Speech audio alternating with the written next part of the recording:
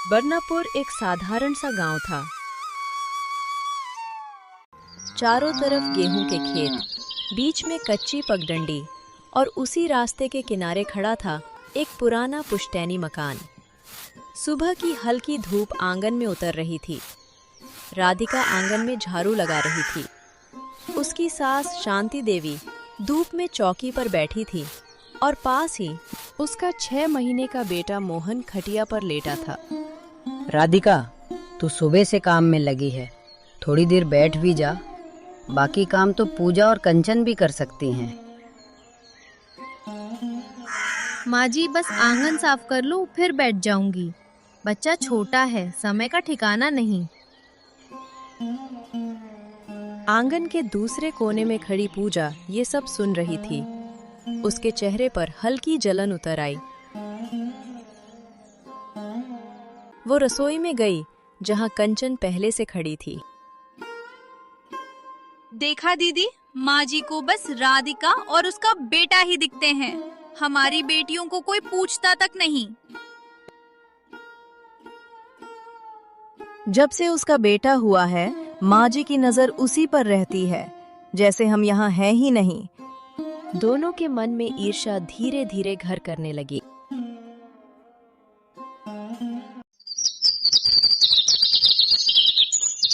अगली सुबह चाय के समय पूजा बोली, माँ जी, कभी कभी लगता है घर में रहकर भी हम पराए हैं। ऐसी बात क्यों सोचती हो?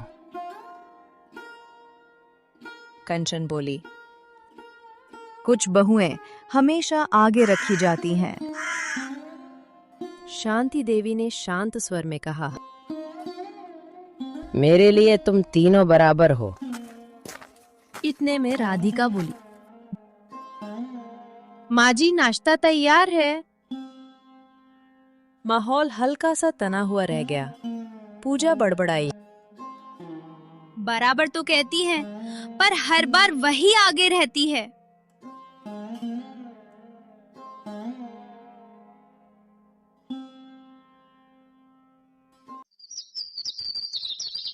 कुछ दिनों बाद गांव की औरतों के बीच चर्चा हुई कि गांव से दूर पहाड़ी वाले रास्ते पर एक बाबा रहते हैं जो हर इच्छा पूरी करते हैं।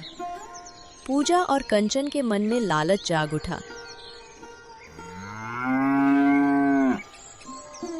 सुबह सुबह दोनों चुपचाप निकल पड़ी।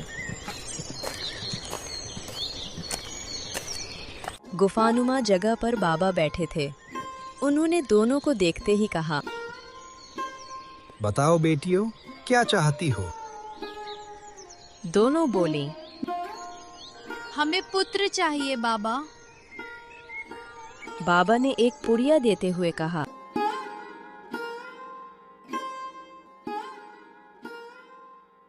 इसे पानी में घोलकर पी लेना, तुम्हारा काम हो जाएगा बेटा। और याद रखना, घर की सबसे कीमती चीज मुझे चढ़ानी होगी। दोनों ने हामी भर दी। घर लौटकर उन्होंने योजना बनाई। रात के अंधेरे में शांति देवी के संदूक से गहने निकाल लिए और एक हार चुपके से राधिका के कपड़ों में छुपा दिया। अगली सुबह सारे गहने लेकर बाबा के पास चली गईं। बाबा जी, हम सारा सोना ले आए हैं। अब तो हमारा पुत्र हो जाएगा ना? हम बहुत प्रसन्न हैं। अब बेटा, तुम्हारा काम हो जाएगा। कुछ दिन बाद शांति देवी ने देखा कि संदूक खाली है। उन्होंने तीनों बहुओं को बुलाया। किसने मेरे गहने लिए? माँ जी, मैंने उस रात राधिका को आपके कमरे की तरफ जाते देखा था। राधिका, तुमने लिए हैं क्या?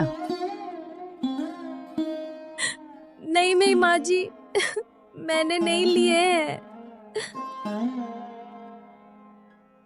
अभी दूध का दूध और पानी का पानी हो जाएगा माँ जी। इसका कमरा चेक कर लेते हैं। जांच हुई और राधिका के कपड़ों में से वही हार निकला। शांति देवी की आंखें भर आईं। देखो माँ, देखो, आपकी चहेती तो चोर निकली। राधिका, मैंने तुम पर भरोसा किया था और तुमने ऐसा क्यों किया? राधिका रो पड़ी। माँ जी, मैंने कुछ नहीं लिया। मेरा भरोसा कीजिए माँ जी। लेकिन सबूत उसके खिलाफ था। भारी मन से शांति देवी ने कहा, जब तक सच सामने नहीं आता तुम इस घर में नहीं रह सकती। राधिका अपने बेटे को लेकर मायके चली गई।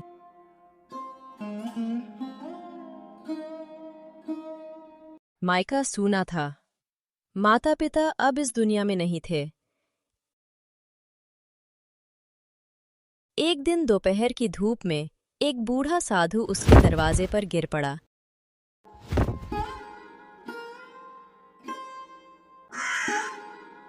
क्या हुआ बाबा? आप कैसे गिर गए? आप ठीक हो ना? बेटी, पानी पिला दे।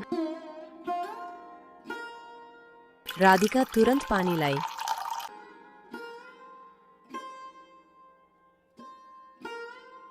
बेटी, मैं कोई साधारण साधु नहीं हूं। तेरी दया की परीक्षा ले रहा था। मांग, क्या चाहती है? राधिका बोली, मुझे धन नहीं चाहिए, बस मेरी सास को सच दिखा दीजिए। साधु बोला, तथास्तु।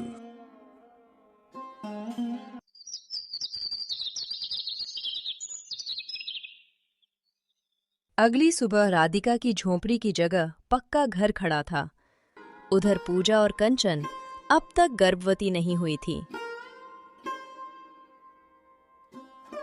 जब वही साधु गांव में आया तो उन्होंने पुत्र का आशीर्वाद मांगा। साधु ने कठोर स्वर में कहा, झूठ और लालच से मिली चीज कभी फल नहीं देती। तुमने निर्दोष पर आरोप लगाया है। तुम्हें पुत्र सुख नहीं मिलेगा।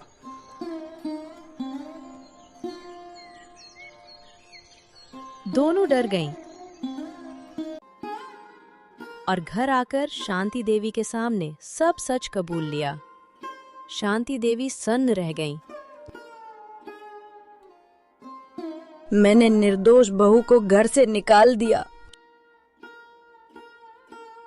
माँ जी, हमें माफ कर दीजिए। अगली सुबह शांति देवी, पूजा और कंचन राधिका के घर पहुंची।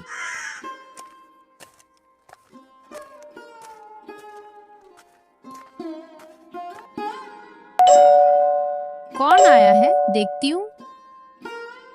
माँ जी, कैसी हैं आप? शांति देवी ने हाथ जोड़ दिए। बेटी, मैंने तुझ पर भरोसा नहीं किया, मुझे माफ कर दे। राधिका की आंखें भर आईं। माँ जी, आप मेरी माँ जैसी हैं। आपका सिर झुका देखना अच्छा नहीं लगता। मैं आपको माफ करती हूँ। तीनों के चेहरे पर हल्कापन उतर आया। राधिका घर लौट आई। बरनापुर के उस घर में फिर से शांति लौट आई और सबने समझ लिया कि घर तुलना से नहीं, भरोसे से चलता है।